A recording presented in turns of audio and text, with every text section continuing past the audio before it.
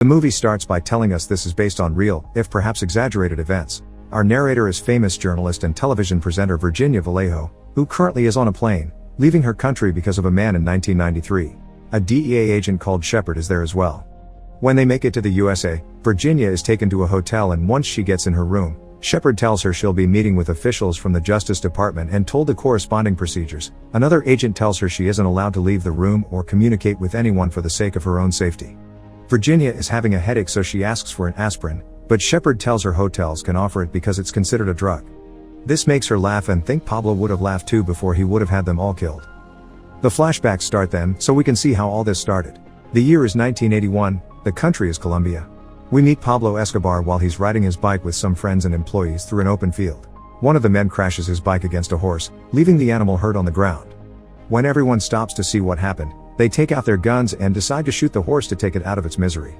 Moments later they return to Pablo's mansion, where he is chatting with his wife Victoria about the party they are hosting later at night and all the important people that will be coming. Victoria can't stop looking through the window to watch her son in the pool and a man sitting nearby. She tells Pablo she doesn't like this, that business and family should stay separate. So Pablo goes out to do something about it. He throws a coin in the pool to distract his son, then talks business with the other man. He's given the mission of destroying some files that connect Pablo to the murder of 24 agents. The man gets permission to kill anyone that needs to be killed and a high amount of money to cover expenses and weapons. A few hours later, a younger Virginia is arriving at Pablo's ranch by plane. They've all heard about Pablo but never met him. He's just the top name on the list of the new rich. Virginia is freaking out because she sees people with weapons waiting for them, thinking she's going to be kidnapped. When she gets out of the plane, Pablo explains the land is a zoo and the weapons are for the animals. Virginia complains to him, thinking he's a servant. They take the jeeps to go to the house, and on the way, Pablo shows them the animals. Later at night, the party is in full swing. Virginia is surprised to learn the man from before is the actual Pablo, and she mentions the speculation that is going around about his past, but Pablo doesn't want to talk about it. He explains the party is to celebrate the founding of his society, which is building houses for the poor. She asks where the money comes from. He avoids the question. What she didn't know back then is that what they were truly celebrating was the founding of the Medellin cartel. A couple of days later, Pablo takes Virginia to visit the slums to show her all the houses he's building. Most kids of the area are named Pablo after him. Virginia interviews Pablo for her show, and when he gives a heartfelt speech about making Colombia the country they dream about, Virginia decides that she doesn't care how Pablo makes his money, only how he uses it. Later on, the two of them go out for dinner. Virginia comments she's married but not by choice. Her husband won't sign the divorce papers. Because Pablo doesn't like hanging out with married women, he says he'll fix it for her. We cut to Virginia's husband being visited at his job by Pablo's men to threaten him. Next we jump to Virginia's show, where she's informed her husband has finally signed the papers. To celebrate her freedom, Pablo takes Virginia to a private island, where they make love before attending a congress of drug traffickers. Virginia is introduced to all of Pablo's associates and shown off as a trophy, but she's never felt safer.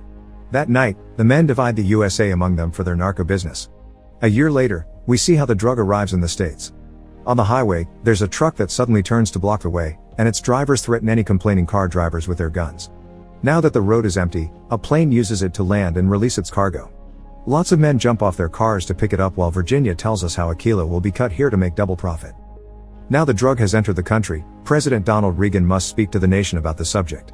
Shepard is in the White House too, overseeing the transmission, when he's approached by an American and a Colombian representative that tell him that since most of the drug is coming from Colombia, they're working to reactivate the extradition treaty. That would allow Colombia to catch the narcos, but the USA gets to try them, because in Colombia, narcos just pay or threaten the judges. Shepard accepts to monitor the whole process. After hearing about this, Pablo and his associates get together to discuss how it affects them. The treaty puts them in danger and they can hire some lawyers to appeal, but Pablo thinks this must be fought from the inside. The others think it's a bad idea to get involved in politics, but Pablo disagrees. If you enter Congress, they respect you because you're one of them. Besides, running for office costs a lot of money. It's not for workers, it's for people like them. The cartel starts paying off politicians on both sides then, so no matter who wins, they win. Their planes carry candidates during the day and take the drugs to the States at night.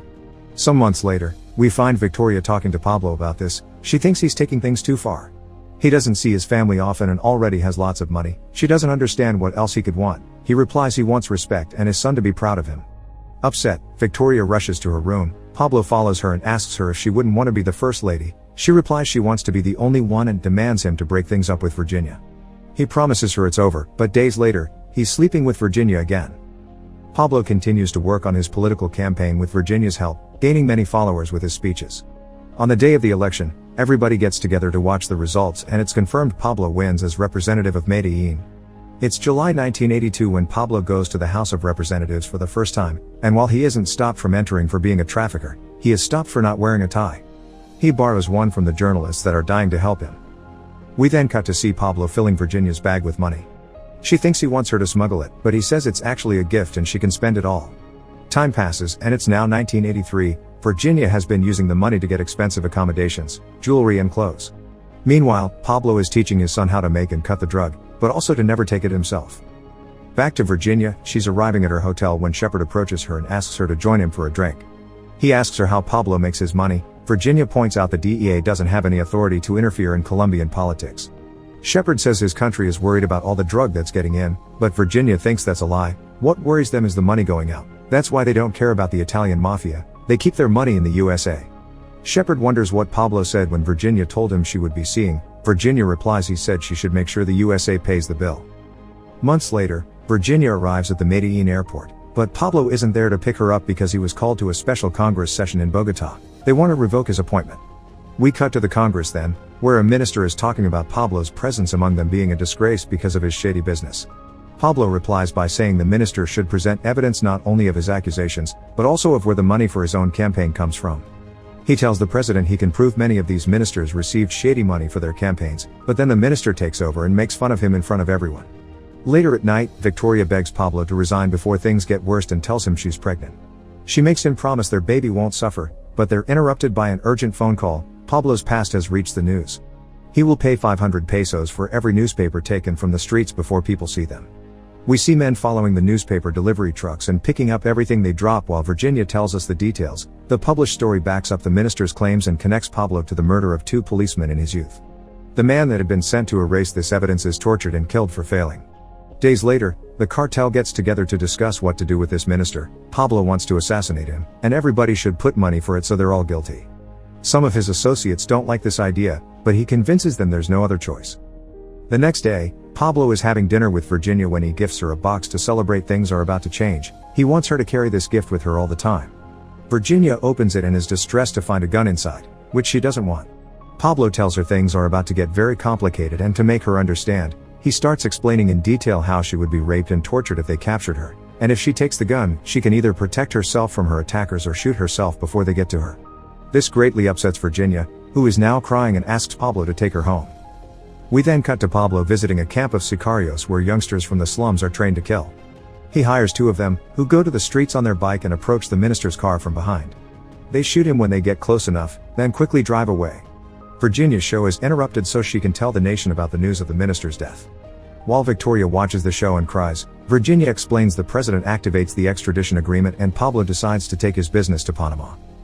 It is now 1984. In Panama, the cartel has a meeting with an ex-president sent by the government to negotiate. Pablo accepts to pay taxes and take some money to the USA in exchange for not being extradited to another country. The ex-president tells him he can't remove the treaty without talking to the Americans. Pablo replies he better finds a way to do it or there'll be war. Things get worse from then on. Pablo couldn't keep his promise and his son is born outside Colombia. The editor that published his past gets killed and Virginia has started to get threats on the phone and being followed. She returns home one night to find Pablo there, who tells her this isn't his fault and promises things will be fine. Virginia thinks he's losing his mind and leaves the room when he tries to kiss her. The threatening of people becomes a whole genre for Pablo. He kills a judge by sending a coffin to his house, then starts handing out guns in the slums. He'll pay people for every cop they kill. The higher the rank, the better the money. Death is everywhere now. Officers keep getting killed by the second, so they decide to strike back by shooting 10 teenagers from the slums for every murdered cop.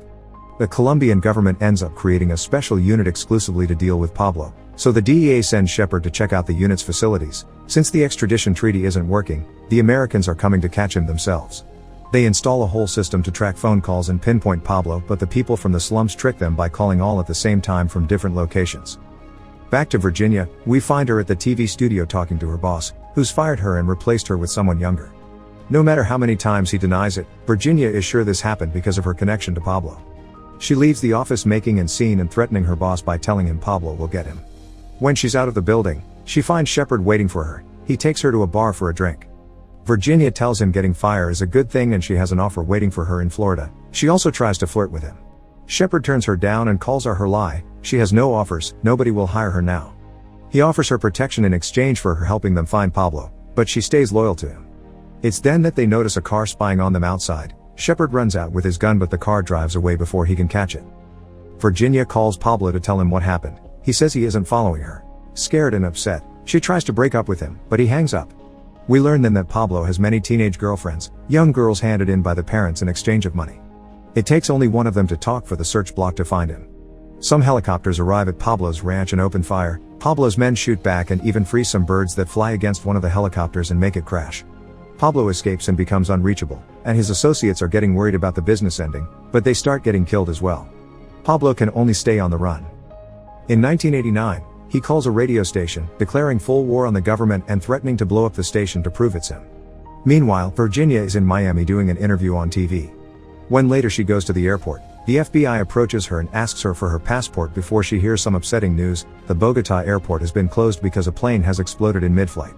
After all these bombs, the country asks the government to give Pablo hell. But after even more bombs, the people ask the government to give Pablo what he wants. At the US Embassy, Shepard gets a clue from another agent by looking at the names of the passengers that survived the plane bombing. Shepard goes to talk to the ambassador to ask permission to go after Pablo, but Pablo's lawyer is already there, arranging the details of his surrender. In 1991, the extradition treaty is revoked, and Pablo hands himself to the authorities with the condition he gets to choose his own jail. They build a special building on his own land, but it's nothing like an actual jail. There are all kinds of fancy comforts including a soccer field. He continues to work his business with his associates there. He has parties with drinks and women, and on Sundays, he has lunch with his family. It's during one of these lunches that his daughter tells him her mom says he can't leave and she cries all time. Feeling defied, Pablo picks up his daughter and tells her he'll take her out for ice cream. The first guards he encounters open the doors for him out of fear, but when he makes it outside, the gate guards turn their weapons on him. Pablo cries as Victoria shows up to stop him and take her daughter back. Meanwhile, Virginia is having trouble. All media has banned her and her advertising contracts have been cancelled, so she has to sell her home to pay her debts. She rents an apartment where the First Lady is living, hoping her guards will keep her safe too. With a new phone number, she gets a break from the phone threats, but not for long. She ends up visiting Pablo at his jail to ask him if she can feel safe and to tell everyone they aren't together anymore to stop the threat. Since it's his fault that her career is over, she also asks for money to move to Europe. When Pablo refuses, she threatens him with possibly going to the police to tell them what she knows, but he scares her into taking her words back. In 1992, Pablo meets with two of his associates, who owe him money. Since they refuse to pay, Pablo gets them killed, and these murders reach the media, making the government an accomplice. It's decided to transfer Pablo to military prison, but when the officers make it to his prison, he's already gone. The switch to the electric fence was in his room. In a little house in the middle of nowhere, Pablo hides. His men tell him people are turning on them because he's lost credibility. If he killed his associates, they think he could kill anyone. Pablo doesn't think it was a mistake, but it was. Pablo's associates cooperate with the government in exchange for having their records clean. Dozens of narcos ready to fight him are released, and together with government officers, they start a lethal hunting party. They start killing any person who has ever associated themselves with Pablo, and they always leave a message with the bodies that says for working for Pablo Escobar. This puts Virginia in danger too. One afternoon, when she's at a pawn shop trying to sell her jewelry, the hunting party attacks, and it's only thanks to the window being bulletproof that she survives. Meanwhile, Pablo is hiding in a small apartment with his family. While chatting to his daughter, he notices his wife is crying. Turns out their kid won't be allowed to be in a school show because the other parents don't want her there. They're afraid Pablo will blow up the school. Pablo accepts things are getting too dangerous for them there, so he tells Victoria to take the kids and fly out of the country so he can take care of everything. In the meantime, Virginia goes see Shepard at the embassy, finally willing to cooperate. She tells him Pablo's weakness is his family and that they shouldn't be allowed to leave the country, otherwise Pablo will start destroying everything when they're gone. Shepard takes this information to his boss, who says they can't do this because of the deal. But Shepard explains his plan to use the family as bait and finally capture Pablo when he tries to contact them, so his boss accepts to break the deal and go with that idea. It is now 1993. Pablo's family is denied entrance to Germany and sent back to Colombia. The DEA takes over them and hides them in an apartment building where they've set up operations to track incoming calls.